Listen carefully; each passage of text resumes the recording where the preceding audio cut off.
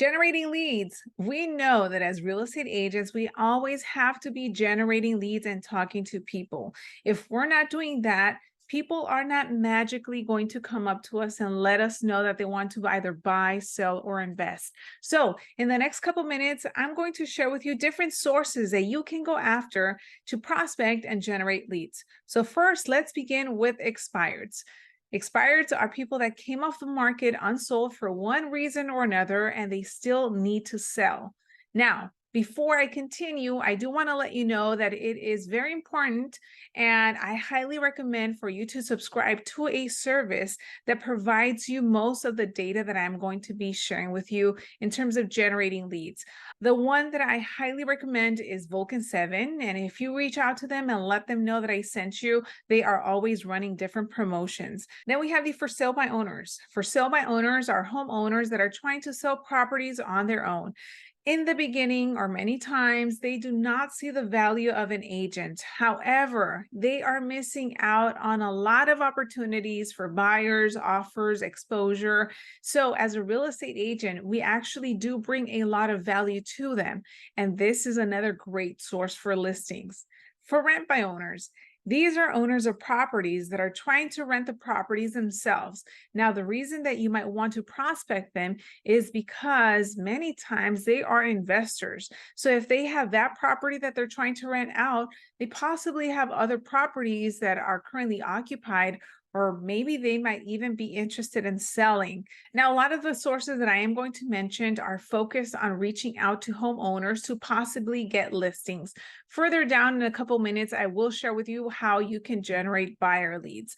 But going back to the listings, for rent by owners are a great source for investors. Now, when you are having conversations with these homeowners that are trying to rent out their properties, I would highly recommend for you to ask them if they are currently looking to acquire any additional properties, because perhaps they are not looking to sell the property that they currently have for rent unless the numbers make sense. So you can find out if they are actively looking for more properties to add to their portfolio.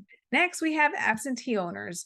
These are owners of properties that are currently rentals or investments. So they don't physically live in the property themselves. Now, the reason that you want to reach out to absentee owners is pretty much the same as the for rent by owners, because you don't know if they're actually interested in selling the property that you're calling on, or if they're looking to sell another property that they might have or possibly purchase. Next, we have neighborhood search, also known as circle prospecting, also known as farming and geoprospecting. So essentially what that is you getting access to phone numbers for a specific zip code that you can now call or knock on. What I personally recommend is for you to call. So let's say that someone from your company recently sold a property or just listed a property. I would gather a list of phone numbers for that zip code and call all of the neighbors and let them know about the property that just was listed or just was sold. You never know who might be interested in moving into that community or that zip code, or if there's actually another homeowner that's been thinking about selling and was waiting on that property to be listed or sold before they made a decision to move. Another source are pre-foreclosures. These are homeowners that are behind on their mortgage payments. These are also known as notice of default. What that means is they are late in their payments, at least 3 months. And if they don't catch up, it's going to lead to more problems and issues. And a lot of times, these homeowners do not have the ability to sell their property. However, they do have equity in the home. So sometimes what these homeowners will consider, if they see that there's really no remedy for their issues in trying to resolve and pay off the current mortgage, is that they will resort to selling. And if you are an agent that's knowledgeable, that's empathetic, that can relate to them and try to help them out first to see if they can keep the house, then at that point you can see if you can help them with selling the property so that they can get out of that situation and they could possibly still purchase another home that will be more within the budget that they can afford. Next, we have open houses. You can actually do open houses for other agents, whether they are part of your brokerage or even if it's another brokerage. However, make sure that you do check with your broker if that's the case. But again, open houses are a great way for you to meet potential buyers that are coming through that are interested in that home. Perhaps they might not be interested in purchasing that one once they come through the home, but they are actively looking for properties. And here and there, you will come across buyers that have to sell a property before they purchase. So again, open houses are a great thing to do. Usually the weekends are the days during the week that the most activity happens. If you are going to be doing open houses, I highly recommend, if it's possible, for you to do them early on when the property is listed, just because you're going to get a lot of activity from new buyers in the market. So again, open houses are a great source for you to put yourself out there and generate leads. Another great source is your sphere of influence. So who is your sphere? I am talking about your friends, your family, your old coworkers. These are people that already know you, they like you, and they trust you. You would be surprised, but many times the very first deal that you're going to get as a newer agent might be from someone that already knows you or refers you someone that they know. So it's really important for everyone in your circle to know that you are a real estate agent.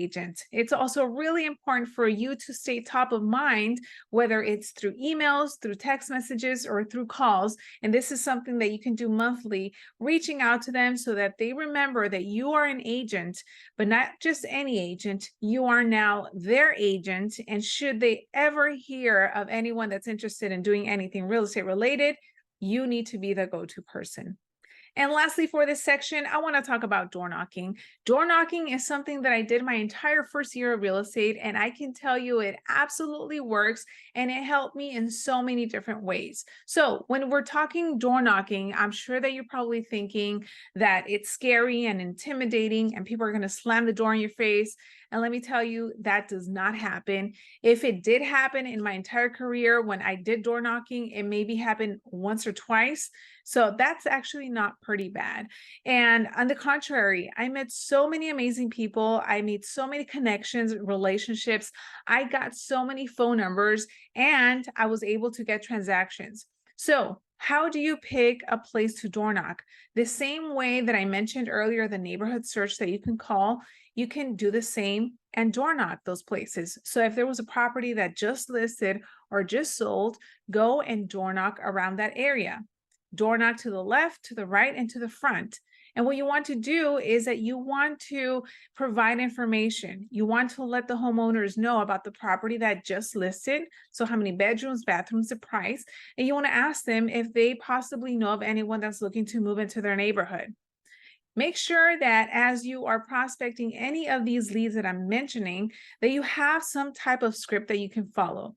Now, when it comes to scripts, the whole goal is for you to know exactly what questions to ask so that you are setting yourself up for success and knowing if that person is an actual lead that needs your help and that you can set an appointment with. So as you know these questions, and this is something that you can also carry with you when you're door knocking will help you generate leads. And aside from that, in my experience, door knocking helped me with my communication skills, my confidence, my ability to make sure that I'm standing straight, that I'm looking people in the eye, and also my ability to see exactly the type of personality that I was talking to. As soon as I was able to learn all of that throughout all of the hundreds and thousands of doors that I knocked, picking up a phone was very easy. In fact, picking up a phone is much easier because you don't even see the person, they don't know what you look like. And if a conversation goes bad, then you just move on to the next one and you'll never see them in your life. So again, these are just a few sources that I highly recommend for you to go after that will guarantee you to get leads and possibly listings and buyers. And like I mentioned in the beginning, getting a source, a platform that provides you all of this information is going to allow you to be more efficient and productive with your time.